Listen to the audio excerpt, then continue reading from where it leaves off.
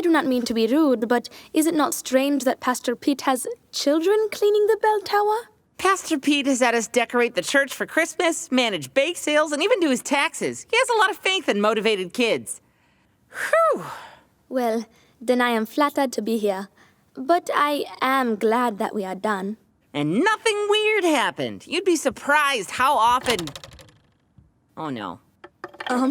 Did you break the doorknob, Gabe? Yes. But it's all right. We'll just call for help. Help! Help! No problem. Someone will look for us when we don't come home. Except my parents believe that I'm at Mimi's house to sleep over. But Mimi does not yet know they give me permission. And I told my parents I would be staying at Leo's to help with his anti-gravity boots. Whoa! Whoa! Ah! Whoa! Gabe! Do you have your phone? Oh, it is in my bag in the Sunday school room, next to your bag. Which has my phone in it. Okay, we're trapped. Oh, and now the sun is going down. Oh, I know what we can do. We're in a bell tower. Let's ring the bell. I think this mechanism is what does the trick. Oh, yes, that is a great idea. Someone will surely hear it and come... All right, everyone. Let's take our seats. This meeting of the Bell Tower Council is called to order. Woodrow, any new business for the council? No, Woodrow. You'll want to talk to Blake in maintenance. I think he's busy fixing the leaky pipe. Gabe, what are you doing? Oh, well, you know, I thought I'd start a bell tower society. In only 30 minutes? Well, yeah, since we're stranded and no one can help us. Gabe, God will help us. By sending a rescue party? Maybe. But Pastor Pete says God sometimes provides inspiration to help find our way. Wait, where did you get those clothes? Apparently all the pageant costumes are stored up here. I thought they could help keep us warm as the freezing, unforgiving night descends. Are there many? Tons. Why? Because I think we do have everything we need. Look. Oh, I get it. You're thinking we can just tie all these costumes together and make a long rope to climb down from this window like they do in the movies, which is so expected, not to mention incredibly dangerous. I see. Well, perhaps we should have the Bell Tower Council weigh in on this.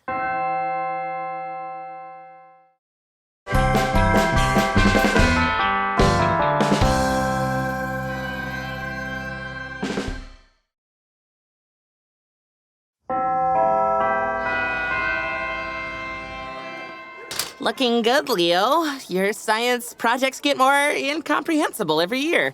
Thank you. Let's just hope things go better than the last science fair.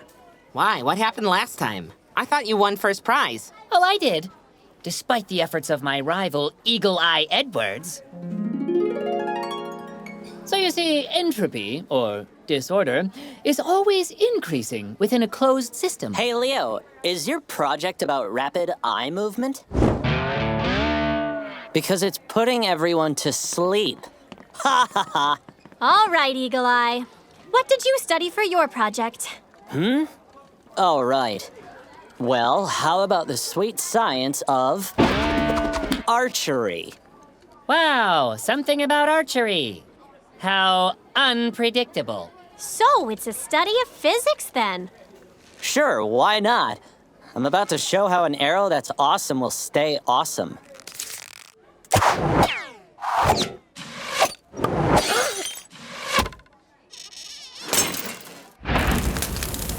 You shot my project! Of course I did, Leo. That's what I was aiming at. Wow, Eagle Eye really hit an impossible shot like that? That's not the point of the story, Gabe. Eagle Eye has no respect for science or this science fair. Then it's really weird that he's over there setting up his project. What? You've got to be kidding me! You? What do you think you're doing? I'm setting up my science fair project, obviously. Why are you even doing a science project? I have to. I'm failing my science class. I need it for extra credit. You ruined the science fair last year. You don't get to come back just because you squandered your science grade. Relax, Leo. I already told the judges I was sorry or whatever. No, not or whatever. That's not a real apology. I won't stand for this. Then go sit. I need to figure out what I'm doing for my project.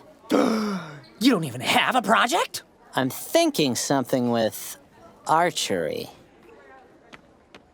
They're letting him do the science fair. Well, yeah, Leo. The science fair is for everyone. There's no picking or choosing who deserves to be here. Eagle Eye being here ruins it for everyone who actually worked on their project. But it doesn't actually change anything. Your project is just as good as it was before he showed up. Yeah, but, What if instead of holding a grudge, you tried to help Eagle Eye? You realized the value of science. He does look like he's floundering now that he's taking this more seriously. This seems kind of science-y. Just think about it, Leo. that's not how you use a hammer.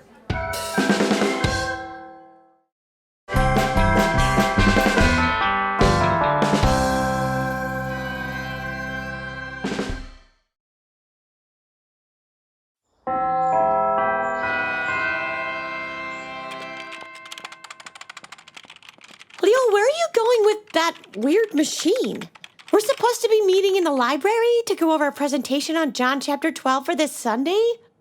Oh, sorry, Ruby. Looks like I got double booked as I have a church finance committee meeting right now. You're on the church finance committee? Of course. Pastor Pete is a big believer in the abilities of motivated kids. Plus, I set up the church's entire Wi-Fi network, so my credentials speak for themselves. But wait, when are we going to work on our presentation?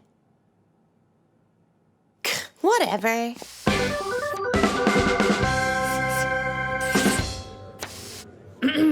Hello, everyone. As you may all know, I'm Leo. And I'm Ruby. Hi, Toby! Hi, Monty. Now, we're supposed to be talking about Jesus' feet being anointed by Mary, but I have something far more pressing to address. Yesterday, I met with the finance committee and discovered some shocking things. Oh, no. Oh, yes, Monty. Leo, what are you doing? This has nothing to do with our presentation. Just roll with me. First, I discovered that this church has money. Oh, no. Money that it spends to help people who are in need of things like food, shelter, and clothing, which is wonderful. But we also spend a lot of money on things like the church's mortgage, heating, and even paying our pastors. 2 pastors, in fact. I'm sorry, Pastor Pete, but the people have a right to know that you're getting paid.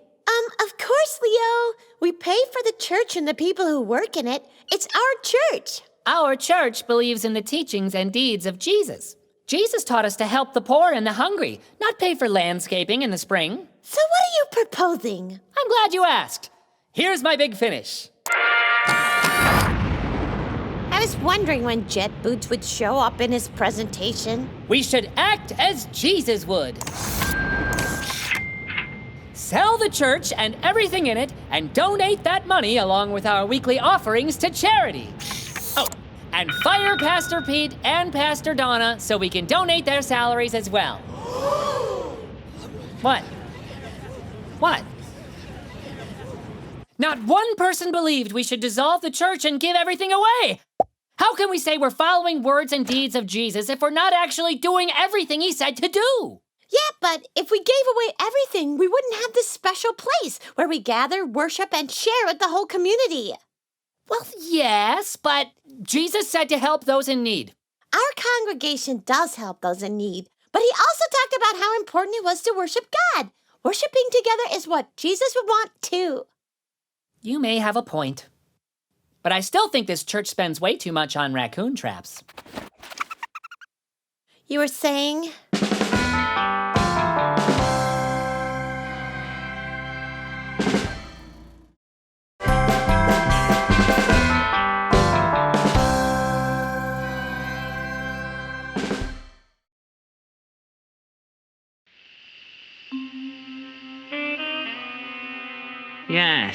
Yes, I see it now. All the pieces are coming together. Oh. Hello, Gabe. I am sorry, is this not where the youth group was meeting? Hello, Jamila. I'm just sorting through the ins and outs of this Jesus crucifixion. Very interesting. Oh, wasn't Pastor Pete's sermon so very moving? Yeah, almost too moving. It's true. Everything that happened in that story was very sad, painful, and dramatic. Oh, yes, it really was terrible. And yet Jesus was so calm, almost like he knew it was coming. Jesus did know it was coming. I thought I was the only one. The only one who what? As if you didn't know. I am, of course, referring to a radical theory that Jesus didn't actually die. It's all part of his master plan to fake his own death. Oh, that is not... Jamila, would you like to discuss our radical theories over tea and biscuits? Biscuits? Maybe. Uh, I like to snack a bit while I unravel massive conspiracies. Do you take lemon or honey? lemon, please.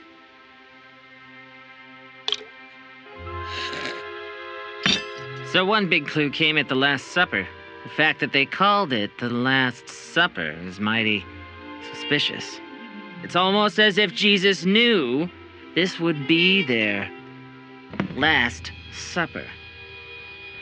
And at the Last Supper, he says the bread is his body, broken for you, like he knew something bad was going to happen to his body. His body was broken on the cross. But I ask you, how could Jesus know that was going to happen? Well, because... I mean, one could argue that Jesus knew he wouldn't be able to escape the temple leaders in Jerusalem, that he had just accepted his fate. Well, yes, that... But in the 2 days before the Last Supper, outside of Jerusalem, Jesus told the disciples, you know that after 2 days the Passover is coming, and the Son of Man will be handed over to be crucified. How could he possibly have known that? Because he is Jesus. Yes, exactly. He is Jesus. Who else could pull off such an elaborate plan to fake his own death? No, you misunderstand me. Jesus did not fake his death, but he did know that he would be facing great suffering, and he was probably terrified. But if he knew it was actually really going to happen, why didn't he stop it? We are not really sure why it happened this way. We just have faith that it did. So, Jesus really died? Like, died? He did. It is like Pastor Pete said today. Jesus' suffering reminds us that there is nothing we can experience that is outside the experience of God. He said that? I must have missed it. I was so wrapped up in making this whiteboard. Jamila, did we just start a Bible study group? Yes, I think we did.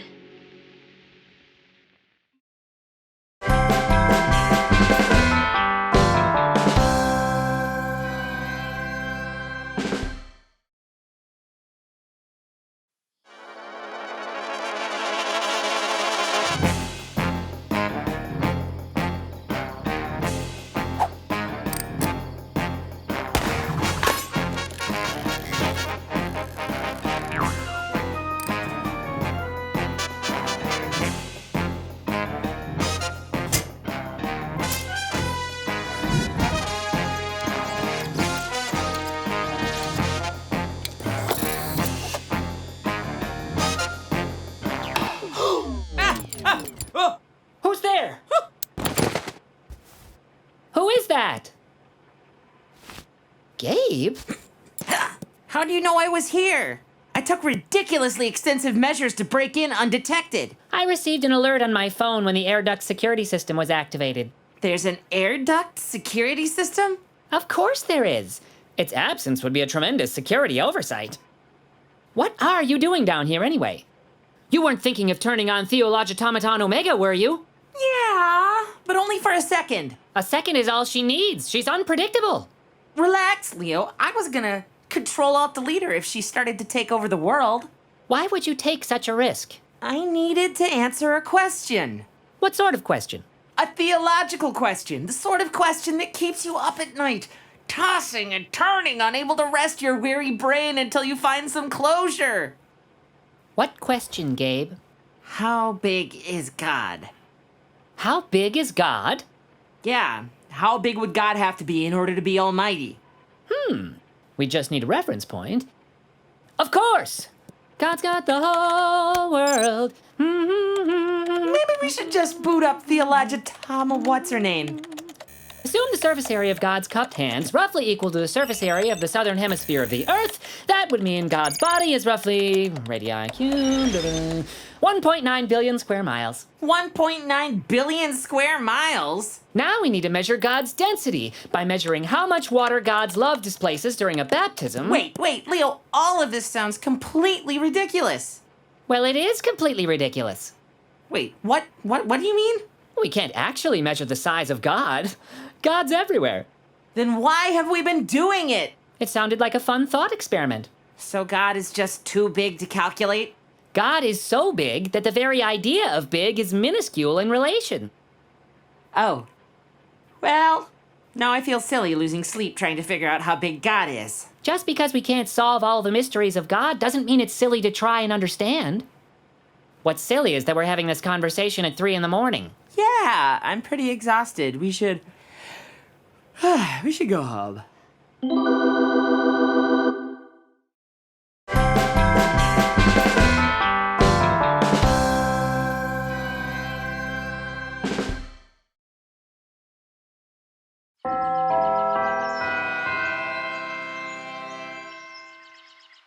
Why are we standing here again? Just waiting for a plot device. Ooh, there's one. Hey, Gabe, what's with the giant backpack? This? It's for my trip. Your family is leaving for vacation? On a Sunday?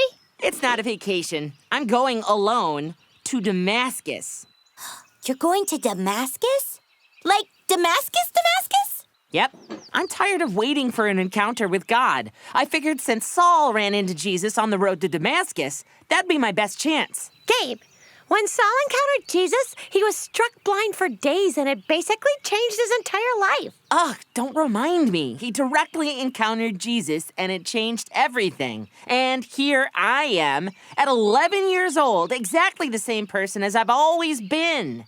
That's not true. Yeah. When you were a little kid, you were probably shorter. Nope, I'm exactly the same. And at this point, the only way God is going to change me is if I take matters into my own hands. Leo, can we use your lab to prove Gabe wrong? Well, that's what it's there for. Leo's got secret cameras all over town that record pretty much everything. They're not secret cameras. They're just, well, hidden. See, right here, Gabe. This is when you wanted to be a little kid again because you thought things were so much better. You don't think that now, do you? No, of course not. See? You changed. But God didn't appear to me in a blinding light. You changed my mind. I know. I'm super good at that. What about the time we talked about how we're all part of God's family, even if we aren't directly related to Abraham? Oh, and remember, Gabe, when I thought being filled with the Holy Spirit meant I could walk on water? That's right, you did. I totally did. And you helped set me straight. But those are all just little changes. Us learning or growing or whatever. God didn't appear before any of us in a ray of blinding light to explain those lessons. We just got all of that from each other. True, but each of us was acting in a way that God would want, loving one another and helping our neighbors. So, God sent each of us to help each other? Well, God certainly sent me. You all would be lost without me around. See, Leo's weird video archive of everything paid off. Thanks, Leo. And cartwheel. Why are you keeping all these recordings of us, Leo? Actually, I was thinking when we grow up, I might make them into short videos that kids could watch. We have some pretty zany adventures that also teach valuable lessons. Do you think anyone would want to watch those? Time will tell, Gabe. Time will tell.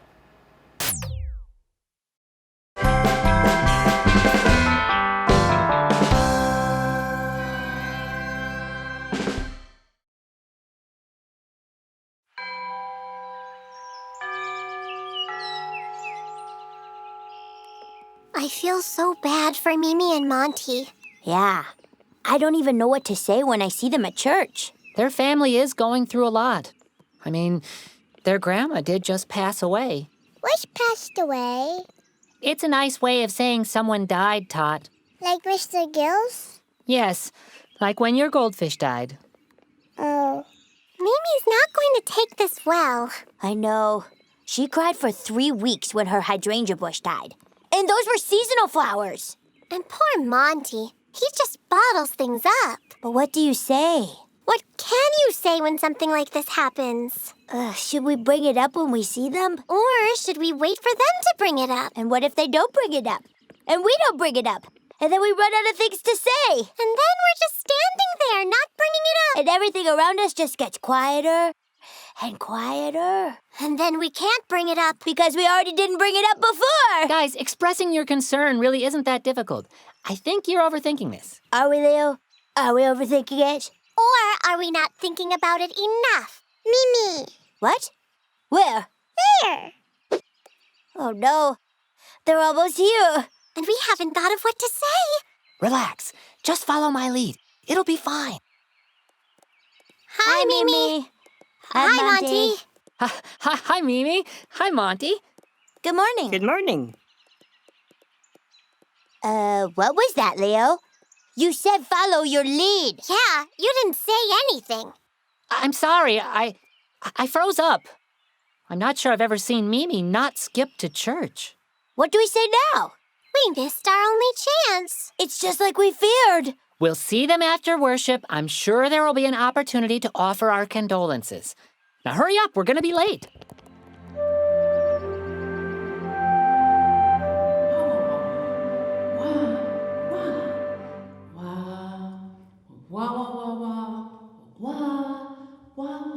Boy, they look pretty distraught. Yeah. Maybe we can use Pastor Donna's sermon about Tabitha to help Mimi and Monty. I don't know if that would be helpful. Why not? Tabitha came back to life. True, but Could Mimi's grandma come back to life? And Mr. Gills? I'm afraid not. But even if someone did come back to life, they wouldn't live forever. Tabitha certainly didn't. She didn't. No, she died again eventually. Mimi. Hi, Tot. Hi, everyone. Hi, Mimi. Hey, Mimi. Hi, Monty. Monty. Sorry your grandma died. Thank you, Tot. I'm sorry, too. Oh, I'm so sorry. I'm sorry. Very Oh, sorry Mimi, for your Monty. loss. Sorry. Oh, Yeah, no, I didn't know. guys. It's all right. Thank you for saying something. It means a lot. How you holding up, Monty? I have a lot of feelings, not a lot of words. I'm surprised you even came to church. Yeah. Didn't you want to take the day off? It's been a pretty sad time. I've cried a lot. But then at the memorial service, people started telling all these wonderful stories about Grandma. And that really helped. It felt like she was back with us again. We also met the president there, who said Grandma was the greatest person ever. You met the president? Yep. The president?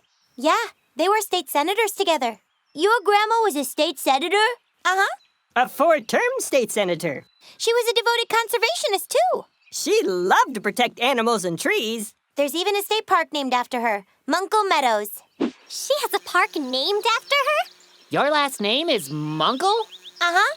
And after she retired, she started a clothing charity, Plaid for the People. They make shirts for people in need. Wow, she sounds like a really special person. I can't imagine what you're going through. It's been really hard. I miss her a lot. But one of the things that helps is thinking each morning, Mimi, what would Grandma be doing right now? And the answer this morning was she'd be at church. Really?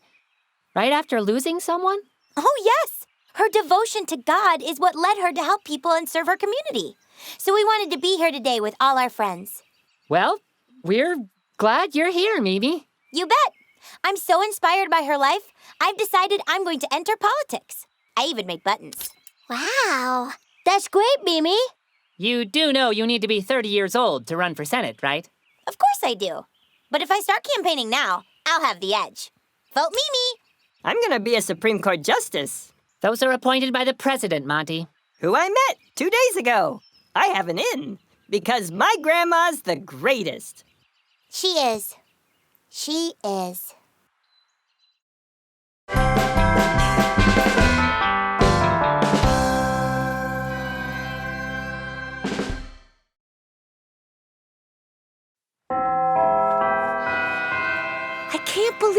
Pastor Pete's entire house burned down. It's just too awful. I can't believe that Pastor Pete had 18 different power cords all plugged into one faulty outlet. He and his wife lost almost everything. I can't even think of 18 electronic devices Pastor Pete would own. He's terrible with technology. But what I don't get is, why are we having the Easter sunrise service at his burned down house instead of the church? Yeah, this is going to be the most depressing Easter since ever, I suppose.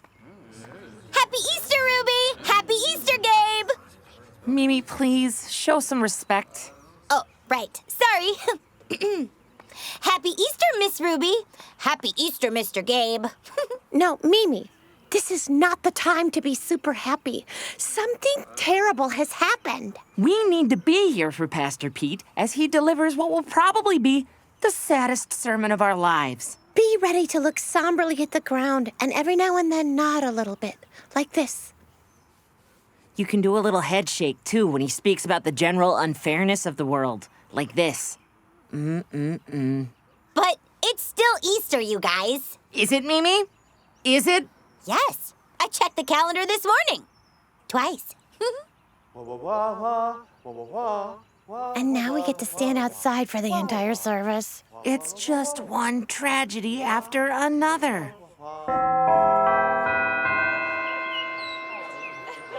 That was amazing! How did Pastor Pete do that? Speak loudly enough for everyone to hear him? I think they teach that at pastor school. No, I mean, how could Pastor Pete give such a joyous sermon? I almost forgot that he was standing next to the charred remains of his home. It's like he said, just because a tragic thing happens doesn't mean it's a tragic story. That's what Easter is all about. Jesus triumphing over death and tragedy. Plus, people brought food. I saw some egg bake over there. Yeah, a lot of people are signing up to help Pastor Pete clear away the burned down home so a new house can be built.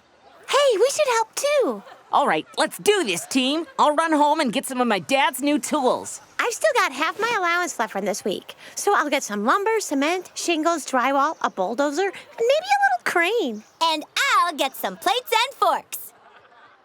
For the egg bake, obviously. No time to waste, people. Let's go. Wait!